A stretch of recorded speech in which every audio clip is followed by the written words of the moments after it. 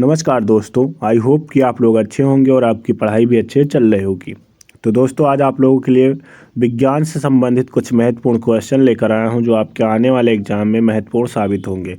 तो दोस्तों, वीडियो अंत तक जरूर देखना और वीडियो कैसी लगी कमेंट बॉक्स में ज़रूर बताना। वीडियो शुरू करते हैं। विकास का सिद्धांत निम्नलिखित में से किसके द्वारा प्रतिपादित किया गया था? तो विकास का सिद्धांत चार्ल्स डार्विन के द्वारा प्रतिपादित किया गया था। ऑप्शन नंबर जो है इसका सी सही आंसर होगा। आगे बढ़ते हैं। अगला प्रश्न है, फॉर्मिक अम्ल किसके द्वारा उत्पादित किया जाता है? तो फॉर्मिक अम्ल जो है लाल चींटियों के द्वारा उत्पादित किया जाता है। ऑप्शन नंबर बी इसका सही आंसर होगा। आगे बढ़ते हैं और अगला प्रश्न जो है, मानव शरीर में कौन सी ग्रंथि ऐसी है जिसका संबंध शरीर की उत्तेजना से है? तो ऑप्शन नंबर इसका सी सही आंसर होगा। आगे बढ़ते हैं और अगला प्रश्न देखते हैं। अगला प्रश्न है, शरीर में सबसे बड़ी अंतःस्रावी ग्रंथि निम्न में से कौन सी है? तो थायराइड ग्रंथि जो है या अंतःस्रावी ग्रंथि सबसे बड़ी ग्रंथि है। ऑप्शन नंबर इसका ए सही आंसर होगा। आगे बढ़ते हैं और अगला प्रश्न है, फेफड़े से हृदय के लिए रुधिर को ले जाने वाली रुधिर वाहिका को कहा जाता है? तो रुधिर वाहिका जो है ऑप्शन नंबर इसका सी सही आंसर होगा। ऑप्शन नंबर इसका सी सही आंसर होगा। आगे बढ़ते हैं और अगला प्रश्न जो है, एडवर्ड जेनर निम्नलिखित में से किस बीमारी से जुड़े हैं? तो चेचक से जुड़े हैं। एडवर्ड जेनर किस से जुड़े हैं? चेचक से जुड़े हैं। ऑप्शन नंबर इसका सी सही आंसर होगा। आगे बढ़ते हैं और अगला प्रश्न है, ईसीजी किसकी गतिविधियों को दर्शाता है? तो ईसीजी जो है हृदय की गतिविधियों को दर्शाता है। ऑप्शन नंबर बी इसका सही आंसर होगा। निम्नलिखित में से कौन सा अम्ल अमाशय में रहता है? हाइड्रोक्लोरिक अम्ल जो है अमाशय में रहता है। ऑप्शन नंबर इसका बी सही आंसर होगा। आगे बढ़ते और अगला प्रश्न है, थायराइड किस में उपस्थित होती है? तो थायराइड ग्रंथि जो है वो कंठ में उपस्थित होती है। ऑप्शन नंबर इसका ए सही आंसर होगा। आगे बढ़ते और अगला प्रश्न है, ऊर्जा का सिक्का कहलाता है? तो ऊर्जा का सिक्का जो है एटीपी कहलाता है। ऑप्शन नंबर इसका ए सही आंसर होगा, एटीपी कहलाता है। आगे बढ़ते और अगला प्रश्न है, धमनी और शिरा में रुधिर का पीएच मान होता है? तो धमनी से अधिक होता है। ऑप्शन नंबर इसका बी सही आंसर होगा। आगे बढ़ते और अगला प्रश्न है, किस रूप में कार्बन डाइऑक्साइड रुधिर के अंदर प्रवेश करती है? तो सोडियम बाइकार्बोनेट के रूप में रुधिर के अंदर कार्बन डाइऑक्साइड गैस प्रवेश करती है। ऑप्शन नंबर इसका जो है सी सही आंसर होगा। आगे बढ़ते और अगला प्रश्न है, रुधिर परिसंचरण की खोज किसने की थी? तो रुधिर परिसंचरण की खोज विलियम हार्वे ने की थी।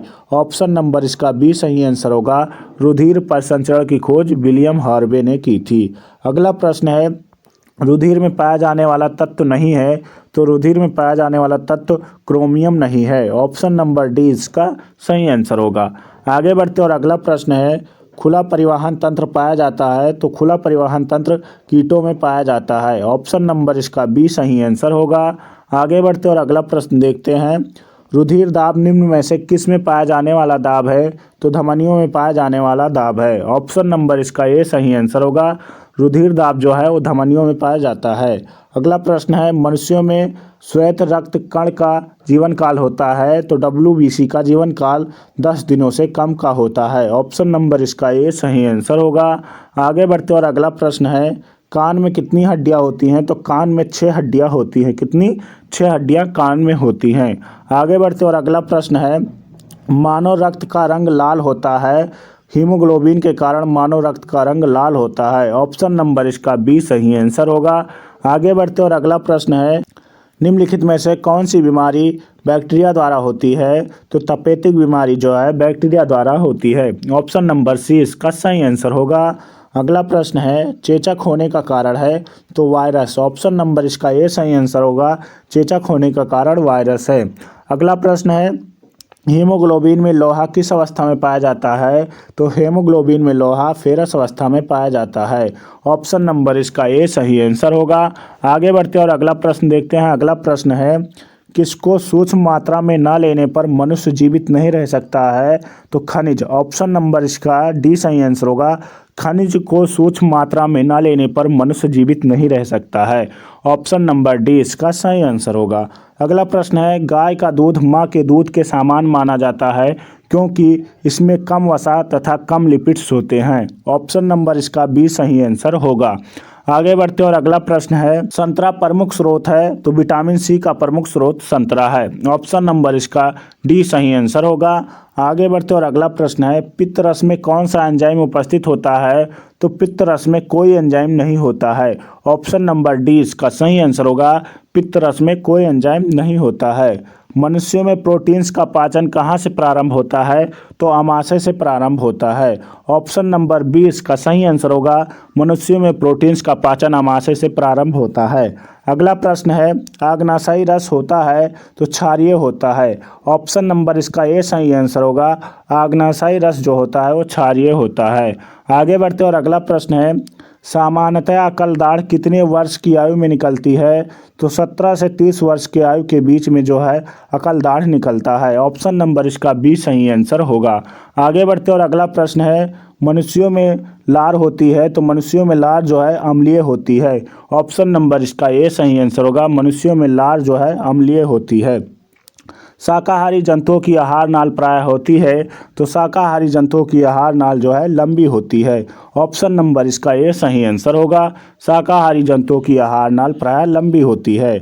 अगला प्रश्न है, बाह्य कोशिकीय पाचन पाया जाता है तो बाह्य कोशिकीय पाचन उपयुक्त सभी में पाया जाता है। ऑप्शन नंबर डी इसका सही आंसर होगा। हाइड्रा में पाया जाता है, कॉकरोच में पाया जाता है, मनुष्यों में पाया जाता है। अगला प्रश्न है, अंतःकोशिकीय पाचन पाया जाता है तो अंतःकोशिकीय पाचन उपयुक्त सभी में पाया जाता है। ऑप्शन नंबर डी इसका सही आंसर होगा। अमीबा में पाया जाता है, यूग्लिना में पाया जाता है और पैरामीशियम में पाया जाता है।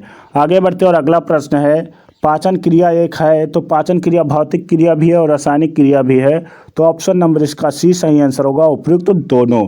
आगे बढ़ते और अगला प्रश्न है, खाद्य प्रोटीन के दो सबसे समृद्ध ज्ञात स्रोत हैं तो सोयाबीन और मूंगफली। ऑप्शन नंबर इसका जो है सी सही आंसर होगा, सोयाबीन और मूंगफली। आगे बढ़ते और अगला प्रश्न है, निम्नलिखित में से किसको हृदय का प्रारंभिक पेसमेकर कहा जाता है तो एस नोड को कहा जाता है। किसको? एस नोड को प्रारंभिक पेसमेकर कहा जाता है। ऑप्शन नंबर इसका ए सही आंसर होगा। आगे बढ़ते और अगला प्रश्न है, वह धातु कौन सी है जो विटामिन B12 की एक प्रमुख घटक है तो कोबाल्ट है। ऑप्शन नंबर ए सही आंसर होगा, कोबाल्ट है। आगे बढ़ते और अगला प्रश्न है, किसकी उपस्थिति के कारण गाय के दूध का रंग पीला होता है तो कैरोटीन की उपस्थिति के कारण गाय के दूध का रंग पीला होता है। ऑप्शन नंबर सी इसका सही आंसर होगा। अगला प्रश्न है, सामान्यतः प्रयोग किया जाने वाला मसाला लौंग प्राप्त होता है तो पुष्पकली से प्राप्त होता है। ऑप्शन नंबर डी इसका सही आंसर होगा। आगे बढ़ते और अगला प्रश्न है, पौधे और जंतुओं में कार्बोहाइड्रेट किस रूप में संचित होते हैं तो क्रमशः स्टार्च और ग्लूकोज के रूप में संचित होते हैं। ऑप्शन नंबर इसका सी सही आंसर होगा। पौधों में स्टार्च के रूप में और जंतुओं में ग्लूकोज के रूप में जो है कार्बोहाइड्रेट संचित होता है। आगे बढ़ते और अगला प्रश्न देखते हैं। अगला प्रश्न है, राष्ट्रीय पोषण संस्थान किस राज्य में स्थित है तो आंध्र प्रदेश में स्थित है। ऑप्शन नंबर इसका ए सही आंसर होगा। राष्ट्रीय पोषण संस्थान आंध्र प्रदेश में स्थित है। अगला प्रश्न है, स्कर्वी रोग किसकी कमी से होता है तो स्कर्वी रोग विटामिन सी की कमी से होता है। ऑप्शन नंबर डी इसका सही आंसर होगा। दोस्तों, आप लोगों से एक प्यारा सा रिक्वेस्ट है कि अगर आप चैनल पर नए हो तो प्लीज़ चैनल को सब्सक्राइब कर लें और वीडियो अच्छी लग रही है तो प्लीज़ वीडियो को लाइक भी कर दें और अपने दोस्तों तक शेयर भी कर दें। पूरा वीडियो देखने के लिए बहुत बहुत धन्यवाद आप लोगों का। मिलते हैं अगली वीडियो में, तब तक के लिए जय हिंद, जय भारत।